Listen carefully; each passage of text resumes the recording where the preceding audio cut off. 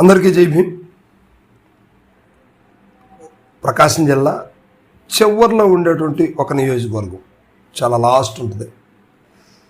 ఆ నియోజకవర్గంలో వైఎస్ఆర్సీపీ బలమేంటో 2024 ఎన్నికల్లో నిరూపించుకుంది. అయితే ఈ నియోజకవర్గం ఒక కీలకమైనటువంటి పరిణామం, చాలా ప్రత్యేకమైనటువంటి నియోజకవర్గం ఇది. ఈ నియోజకవర్గం ఏర్పడిన తర్వాత ఒక్కసారి కాంగ్రెస్ పార్టీ ఇక్కడి నుంచి గెలిపించింది.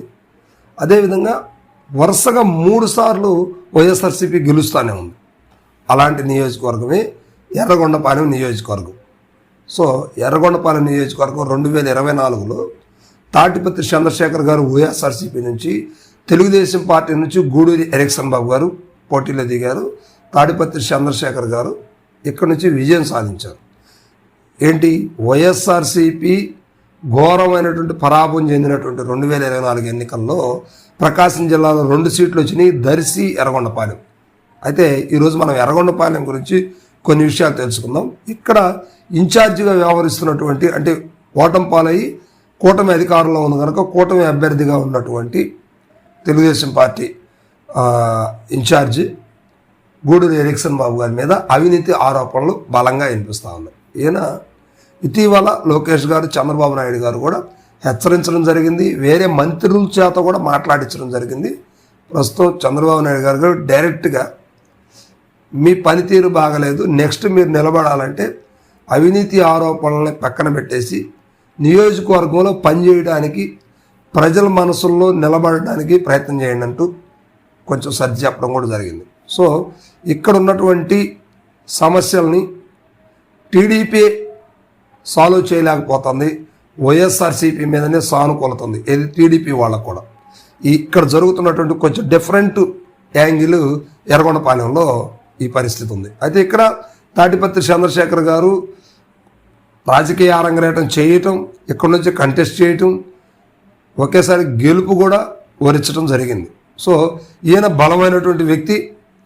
ఎర్రగొండపాలెంలో ఈయనకి ఒక మంచి మాస్ ఫాలోయింగ్ కూడా ఇప్పుడు కనిపిస్తూ ఉంది. సో ఇది తాడిపత్రి చంద్రశేఖర్ గారి పరిస్థితి. అయితే ఈయన వైఎస్ఆర్సీపీ పార్టీ నుంచి గెలిచాడు కనుక కనీసం ప్రోటోకాల్కు మాత్రమే ఈయన అంతంత మాత్రంగా ఉన్నటువంటి పరిస్థితి.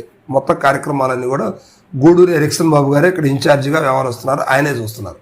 అయితే ఈ అవినీతి ఆరోపణలను ఎదుర్కొంటున్నటువంటి పరిస్థితిలో నియోజకవర్గంలో ఈయన మీద సానుకూలంగా, తెలుగుదేశం పార్టీలో కూడా ఈయన మీద సానుకూలత అనేది లేకుండా పోయిందనేది ఇప్పుడు తెలుగుదేశం పార్టీ అధిష్టానం చెబుతున్నటువంటి మాట అన్నమాట. సో మొత్తం మీద ఈయనకు నెక్స్ట్ టికెట్ ఇవ్వటం కాదు కదా, కొంచెం ఇబ్బందికరమైనటువంటి పరిస్థితులు కూడా ఎదుర్కోవాల్సిన అవసరం ఉంది అని చెప్పేసి ఆ తెలుగుదేశం పార్టీ అధిష్టానం చెప్తా ఉంది. అయినా ఈయన పట్టించుకోవట్లేదు, మళ్ళీ అదే దారిలో ఉన్నాడు. అంటే గవర్నమెంట్ ఉంది కాబట్టి ఏదో సంపాదించుకోవాలి, నెక్స్ట్ ఎన్నికలకు పోవాలన్నా కూడా ఖచ్చితంగా సంపాదించుకోవాల్సిన అవసరం ఉంది కాబట్టి ఆయన ప్రయత్నంలో ఆయన ఉంటా ఉన్నాడు. అయితే ప్రజల్లో మాత్రం కొంచెం చేరువయ్యి పార్టీ, అంటే వైఎస్ఆర్సీపీ అయినప్పుడు కూడా జనాలకు దగ్గరగా ఉంటూ అందరిని పోతున్నటువంటి వ్యక్తి తాటిపత్రి చంద్రశేఖర్ గారు. సో ఇప్పుడు తాటిపత్రి చంద్రశేఖర్ గారికి ఎర్రగొండపాలెంలో మంచి క్రేజే ఉంది.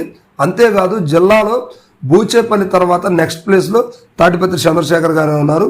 బలమైనటువంటి నాయకుడిగా ఆయన అవతరిస్తూ ఉన్నాడు. సో ఇక్కడ ఎర్రగొండపాలెంలో ఈసారి అయినా కూడా 2029 అయినా కూడా అభ్యర్థులు మార్చినా, లేకపోతే గతంలో 2024లో ఉన్నటువంటి అభ్యర్థులు పెట్టినా గెలుస్తారు అనే నమ్మకం అయితే తెలుగుదేశం పార్టీకి కనిపించట్లేదు. సో అదే ఇప్పుడు గూడూరి ఎరిక్సన్ బాబు గారి గురించి అధిష్టానం దృష్టిలో కూడా ఆయన పడ్డాడు. ఆయన అవినీతి ఆరోపణలను తొలగించుకోవాలి, లేకపోతే నెక్స్ట్ సీట్ కష్టం అంటూ అధిష్టానం ఆయనకు వార్నింగ్ ఇవ్వడం కూడా జరిగిందన్నమాట. సో ఇది ఎర్రగొండపాలెం అప్డేట్స్.